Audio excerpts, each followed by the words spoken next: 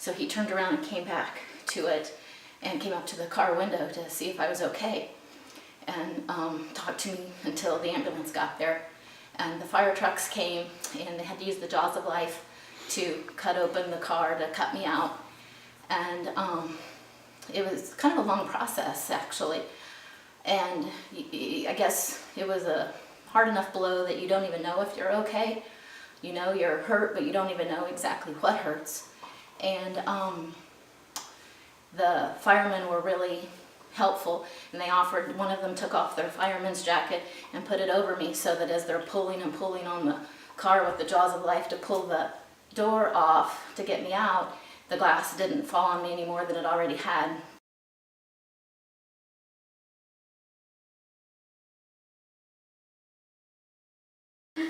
I'm Abby Wydick, and I'm a junior at South, and this is my mom, Susan, and we were both personally affected by a drunk driver who was drinking and driving and hit her a few years ago. I was in a car accident in July of 2006, and I saw a car coming in the lanes toward me. I just thought to myself, holy cow, they are flying. They are going to rear end the car in front of them. And then at the last minute I thought, oh my gosh, they're coming for me. And went to the hospital, and it was just kind of a process at that point of getting evaluated, x-rays, and you don't even honestly know sometimes what hurts. And I remember them looking at me thinking I had body glitter on.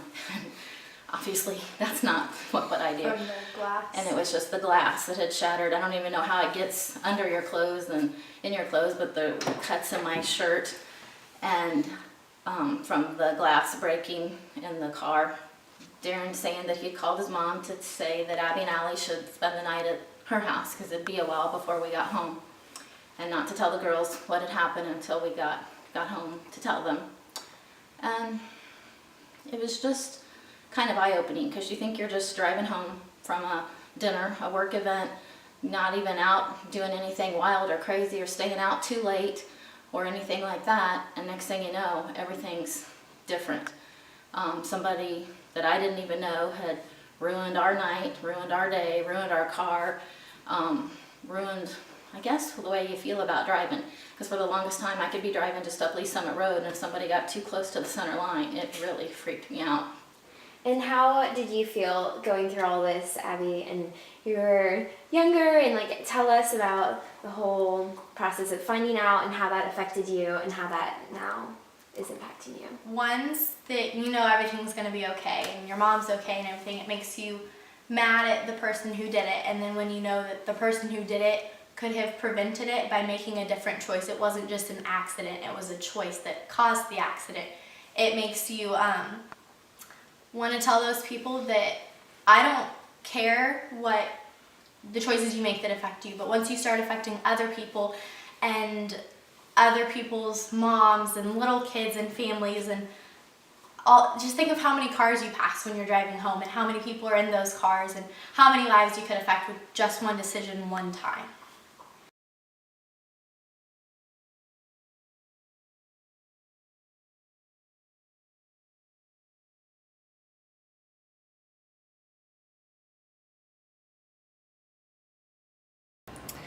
Finally, one day on Thanksgiving, his friends dropped him off on our porch and said that he overdosed, and we had to take him to the hospital.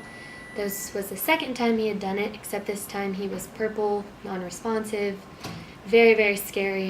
That was my mom's child.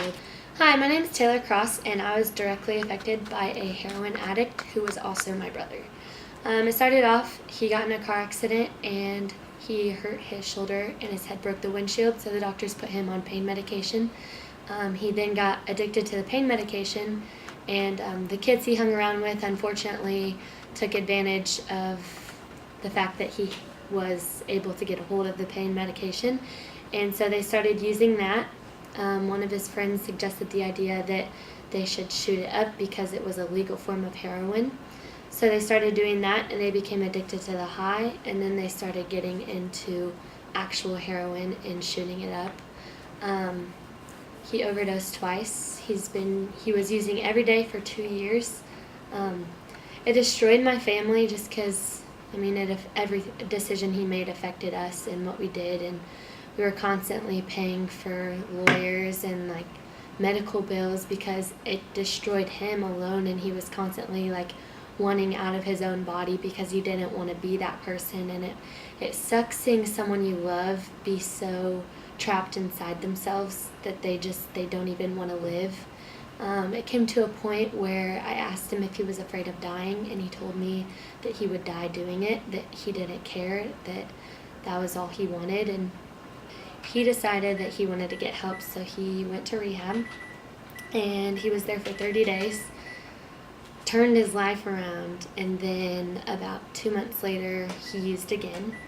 And he called my mom, and that was finally his decision that he wanted help, because they can't get help unless they want it. It can't be you wanting it, they have to want it. And so we sent him to Arizona, where he stayed for 90 days in a home, and they just worked on getting him back to living normal, and now he's in California. He's 190 days sober, and he loves it there. He's completely happy, and we couldn't be happier for him, and I'm just glad to have my brother back.